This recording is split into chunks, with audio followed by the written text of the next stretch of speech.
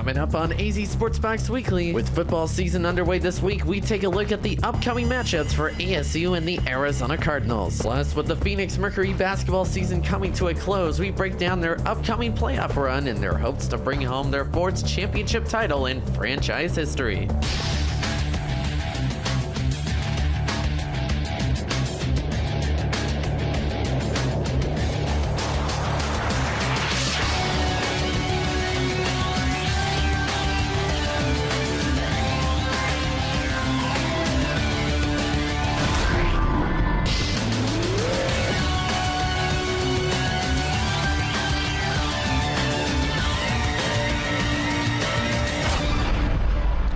Good evening, ladies and gentlemen, and welcome to the inaugural episode of Arizona Sports Weekly. I'm Evan Oshowitz alongside Sydney Fight.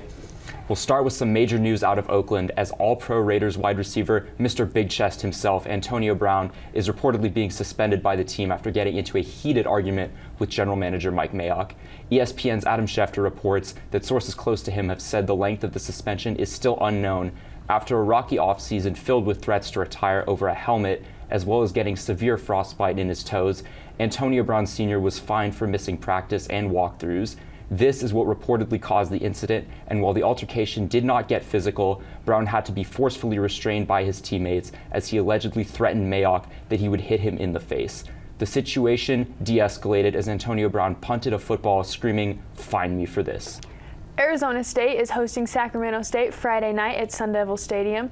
The Sun Devils are looking to pick up their second win of the season and stay undefeated against the Hornets. It is likely that the rookie quarterback, Jaden Daniels, will lead the Sun Devils to another win, and they can continue to march toward competitive teams like Michigan State, Oregon, and USC.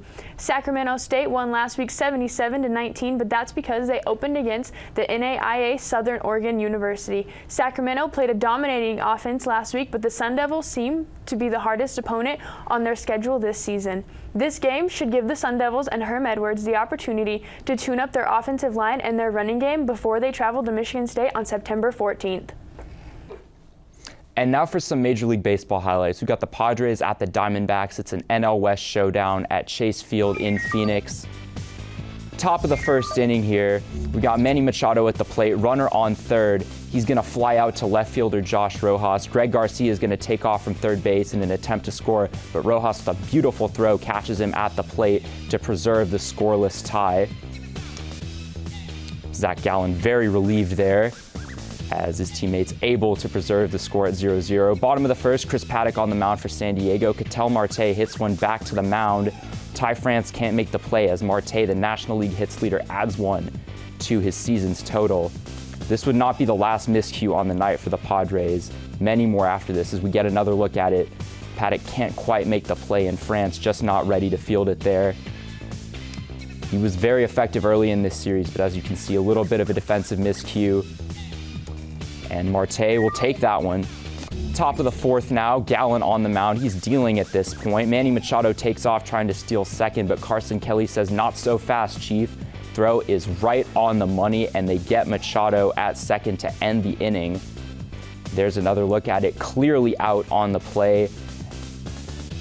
Good job by Ahmed to field it as well, and Machado knew that they got him there, and he heads back to the dugout with his head down. Tough one.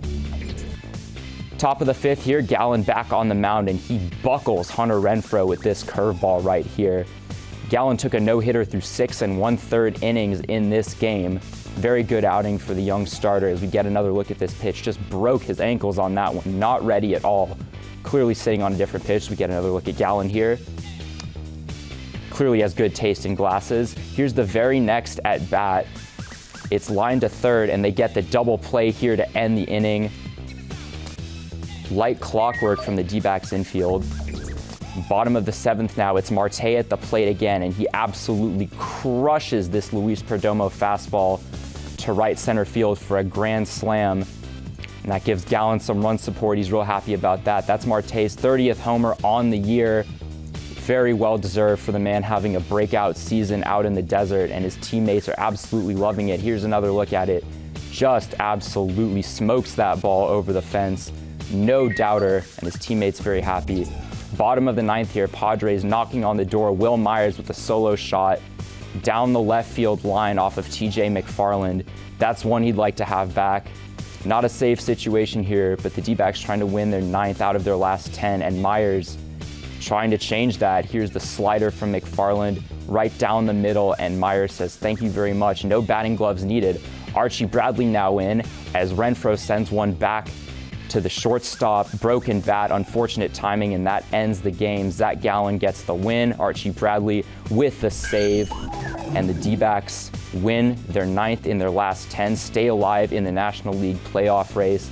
And for the Padres, it's another disappointing loss. And now for some WNBA analysis, we go to Connor McGill, who's going to tell us a little bit about the Phoenix Mercury. Connor.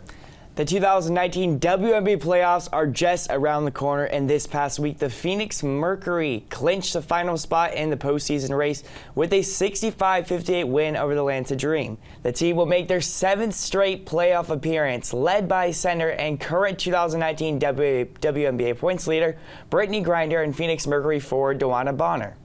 But the journey to the playoffs hasn't been an easy ride for the Mercury, being without WNBA phenomenon Diana Taurasi for the majority of the season.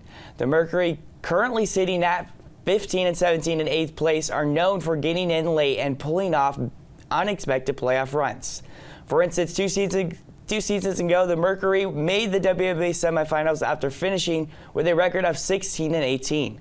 Time will only tell how the Mercury will do as they close out the WNBA regular season at home with games against the Minnesota Lynx and the Las Vegas Aces. Back to you, Evan. Very insightful stuff, Connor. Obviously, you mentioned the Mercury have a knack for going on unexpected playoff runs. Last year, they made it to the Western Conference Finals before losing to the Seattle Storm and Sue Bird. Do you think they can do it again without their best player, Diana Taurasi? That's the question. I think it's definitely going to be hard. We've seen a lot of the younger WNBA players on the Mercury team step up, so we'll see what they have in store. And obviously, playoffs are just around the corner, so we'll see what happens, Evan. Indeed, it will truly be an interesting WNBA playoffs, as it usually is. As the Diamondbacks prepare to wrap up their last month of the regular season, football is heating up in college campuses around the country, and the mini NFL holdouts are coming to a close. Ezekiel Elliott finally showed up in Dallas after signing a 6-year extension, making him the highest-paid running back in the league. Let's hope it pays off for the Cowboys and every other team as they prepare for the official start of football season. Ike is letting us know what to watch for this week. Thanks, Sydney. This weekend is jam-packed with fantastic events all over the country, and what better place to get it started than right here in Tempe, Arizona, when the Arizona State Sun Devils take on the Hornets of Sacramento State University. While the Devils are favored by 33 points, this game still holds weight as a final tune-up before the Devils head to East Lansing next weekend to take on one of their toughest opponents in Michigan State. It also is another chance for fans to see freshman quarterback Jaden Daniels in action.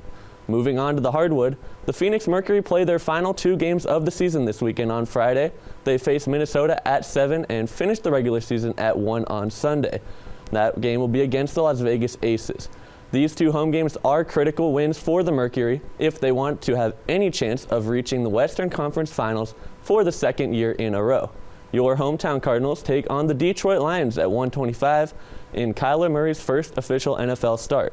While Sunday is sure to be dominated by the return of the NFL, the final NASCAR race of the regular season is scheduled for the famous Indianapolis Motor Speedway. With the green flag set to drop at 11 a.m., this elimination race will seal the fates of many drivers still on the playoff bubble. It's certainly an exciting time to be a fan, and this weekend, that rings true more than ever. Guys, back to you. Thanks, Ike. After hitting rock bottom in 2018, the Arizona Cardinals are counting on their young guns to lead the charge this coming season. Rookie signal caller Kyler Murray, the first overall pick in this year's draft, and a young receiving core featuring the likes of Andy Isabella, Keyshawn Johnson, and Christian Kirk will look to provide a much-needed spark on offense for first-year coach Cliff Kingsbury. If Murray and company take strides in year 1 under Kingsbury, the Cardinals should be in good shape. If not, it figures to be a very long season in the desert. And now it's time for some rapid fire. Speaking of the Arizona Cardinals, Detroit will be coming to Phoenix on Sunday. Connor, how do we feel about this game? I feel this one is going to be the Arizona Cardinals. It's going to be a win against the Detroit Lions. As mentioned, Kyler Murray, first-round pick in the NFL draft, proven strong in the preseason. I think he can do a lot, so I'm going to go with the Arizona Cardinals in this one. Evan? I disagree with you entirely, Connor. I think this is going to be a very big learning experience for Kyler Murray. The Lions spent a lot of money in the offseason to revamp their defensive front, and they have their first 1,000-yard rusher in a while with Kerryon Johnson. They drafted TJ Hawkinson, number 9 overall, to show off the passing game a little bit, and they're hoping that year 2 under Matt Patricia is going to be better than year 1. I'm taking Lions all the way. I think I agree with Connor. I think Kyler Murray has proven himself to be a quarterback that can lead the Cardinals to become a team that they're supposed to be. Give me Kyler, give me Kyler, give me Kyler. And also, David Johnson's going to have a bounce-back year, and I think that starts on Sunday, and I think the Cardinals are going to take it. Baltimore plays Miami also on Sunday. Ike, what do you think? I think it's going to be the Dolphins in this one. They got Fitzmagic. He always shows up for the first couple weeks of the season, and I think we're going to see that right here. So Dolphins, yeah. I'm going to have to go against the grain again. I think this is a grand slam for the Baltimore Ravens. Obviously, Lamar Jackson is as dynamic as quarterbacks come in the NFL. They finally have a bona fide number 1 running back in Mark Ingram. And the Dolphins are just a terrible team. There's no other way to put it. They have made their roster so bad this offseason. It is ridiculous to expect them to win this game. Baltimore has serious playoff aspirations. The Dolphins are tanking for Tua, let's face it. I think I definitely have to agree with you, Evan. As mentioned, Lamar Jackson, the quarterback for the Ravens, just fantastic overall. Had a really good season last year, and I think it's going to be a good year for the Ravens, one that might take them all the way to the playoffs, so I'm going to lock in with the Baltimore Ravens. I think I am as well. I think we have 2 quarterbacks going against each other. We have Lamar Jackson, who's proven to be a young quarterback that they can rely on, and then we have Fitzmagic, who's moved from team to team, and he might be able to do well in Miami, but I think this first game is going to go to Baltimore. We have Pittsburgh in New England. Connor? I will just start off with this. This one is the easiest one for me. It's going to be the New England Patriots. The GOAT of the NFL, Tom Brady, multiple Super Bowl rings, and it's going to be the New England Patriots in this one. I also have to go with New England. They're the defending champs. What more is there to say? Sure, they don't have Gronkowski, but they do still have Tom Brady, and they do still have Bill Belichick. And when you have those 2 guys together, you've got a chance to win on any given Sunday. And that being said, also, Pittsburgh's record against New England in the regular season is just dreadful, especially in Foxborough. So I'm going Patriots for this one as well.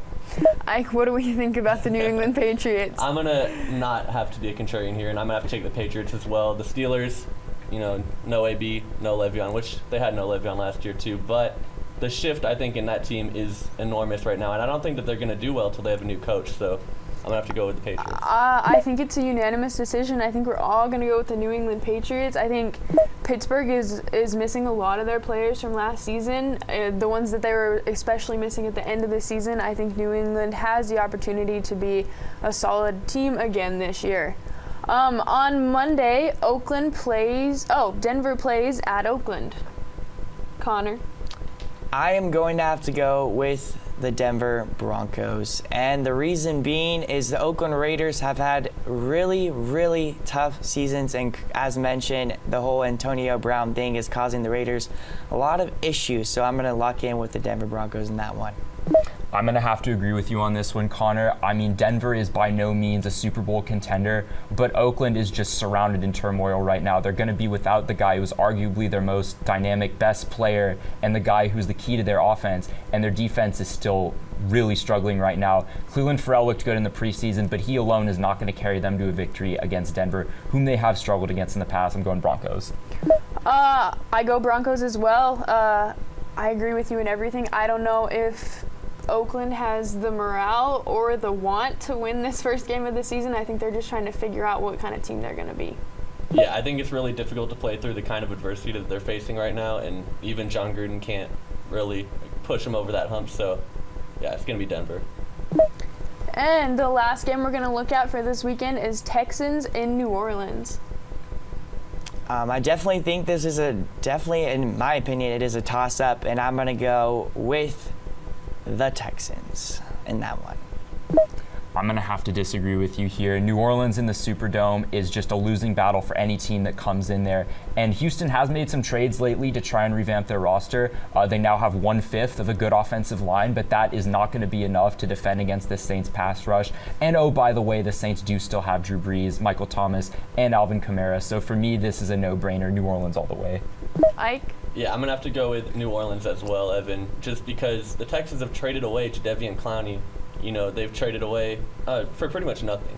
They added Tunsil for sure, but I think those players are just going to be demoralized, and I don't think that they're going to be able to get rallied in the Superdome of all places and win that game.